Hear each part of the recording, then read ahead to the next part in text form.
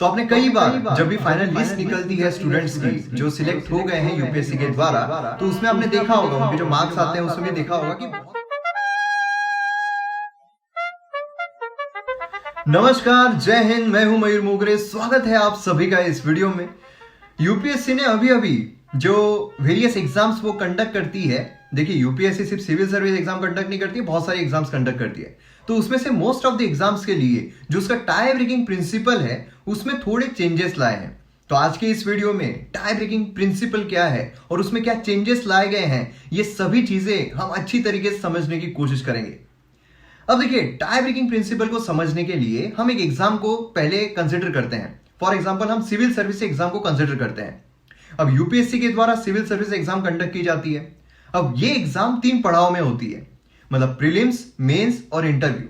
मतलब सबसे पहले तो प्रीलिम्स, उसमें आपको जो अभी फॉर्म्स आ गए हैं, तो अगर आपने भरे नहीं है तो आप भर लीजिए अगर आपको यूपीएससी एग्जाम देनी है तो प्रीलिम्स जब आप एग्जाम देते हो उसके बाद कट ऑफ मार्क निकाला जाता है। मतलब कितने इस पे कट ऑफ निकल रहा है, कितने लड़के सिलेक्ट हो रहे हैं। अगर आपने कट ऑफ क्लियर कर लिया इसका मतलब है कि आप मेंस देने वाले हो।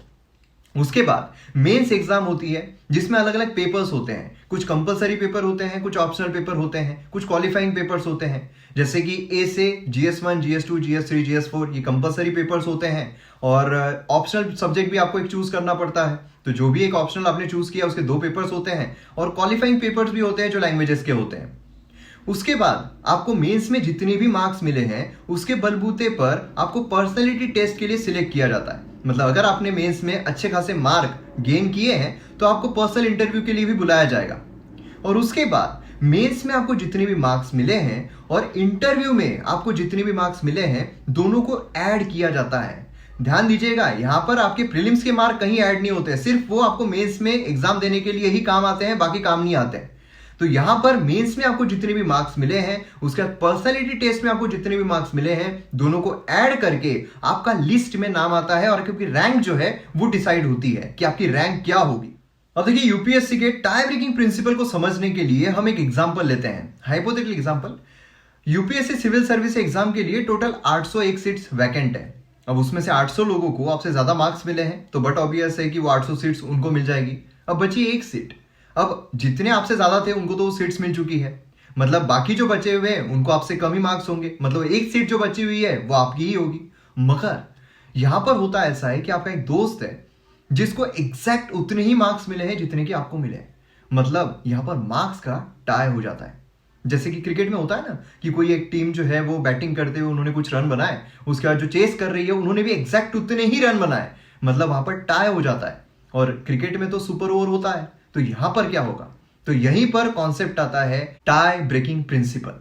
तो यूपीएससी के सामने जब भी इतना बड़ा सवाल आता है कि किसे प्रावधान दिया जाए, यहां पर तो टाई हो चुका है, तो टाई को ब्रेक करने के लिए यूपीएससी के पास 2 ऑप्शंस होते हैं। पहला तो यह है कि वो दोनों के कंपलसरी सब्जेक्ट्स और पर्सनैलिटी टेस्ट, इन दोनों के मार्क्स को ऐड करके देखेगी कि किसके मार्क्स ज्यादा है। जैसे मैंने आपको कंपलसरी सब्जेक्ट्स बताए थे ना, ए से GS1, 2, 3, 4, और ऑप्शनल जो होता है वो इसमें कंसिडर नहीं किया जाता है। क्यों नहीं किया जाता है? बट ऑब्वियस है कि ये जो 4 पेपर है, ये जो 5 पेपर है, ये सभी ने दिए हुए हैं और सेम क्वेश्चंस है, इसलिए जज करने में काफी आसानी जाती है। इसीलिए यहां पर जो कंपलसरी सब्जेक्ट्स है और पर्सनैलिटी टेस्ट है, इन दोनों के मार्क्स ऐड करके देखे जाएंगे कि किसे ज्यादा है, आपके या आपके दोस्त के। जिसके भी ज्यादा होंगे उसे वो सीट मिल जाएगी। मगर अगर यहां पर भी आपके और आपके दोस्त के सेम मार्क्स आ रहे हैं, एग्जैक्ट सेम मार्क्स आ रहे हैं कंपलसरी सब्जेक्ट्स और पर्सनैलिटी टेस्ट में भी, तो फिर क्या होगा? फिर यहां पर यूपीएससी दूसरा ऑप्शन जो है वो चूज करती है, वो है एज क्राइटेरिया। मतलब जिसकी एज ज्यादा होगी उसे प्रावधान मिलेगा। मतलब अगर आप आपके दोस्त से बड़े हो तो फिर आपको प्रावधान मिलेगा और आपको वो सीट मिल जाएगी। अगर आपका दोस्त आपसे बड़ा है तो फिर उसे वो सीट मिल जाएगी। तो ये 2 ऑप्शंस यूपीएससी के पास होते हैं और इन्हें ही कहा जाता है टाई ब्रेकिंग प्रिंसिपल। अब देखिए, पहले क्या हुआ करता था, पहले एक तीसरा ऑप्शन भी था यूपीएससी के पास कि अगर जो कंपलसरी सब्जेक्ट्स और पर्सनैलिटी टेस्ट दोनों के मार्क्स ऐड करके अगर सेम आ रहे हैं, उसके बाद एज क्राइटेरिया देखने के बाद अगर एज क्राइटेरिया भी सेम है, मतलब दोनों की एज अगर सेम है, तो तीसरे इसमें वो सिर्फ कंपलसरी सब्जेक्ट जो है उसके मार्क्स कंसिडर करते थे। मतलब कंपलसरी सब्जेक्ट्स में जिसके मार्क्स ज्यादा होंगे उसे प्रावधान दिया जाएगा, उसे वो सीट दी जाएगी।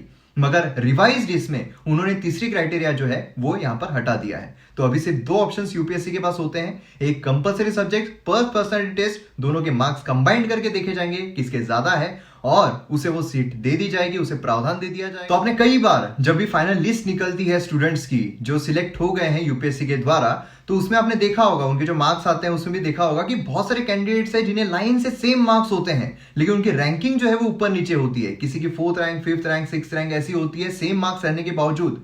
तो ये टाई ब्रेकिंग प्रिंसिपल की ही वजह से होता है।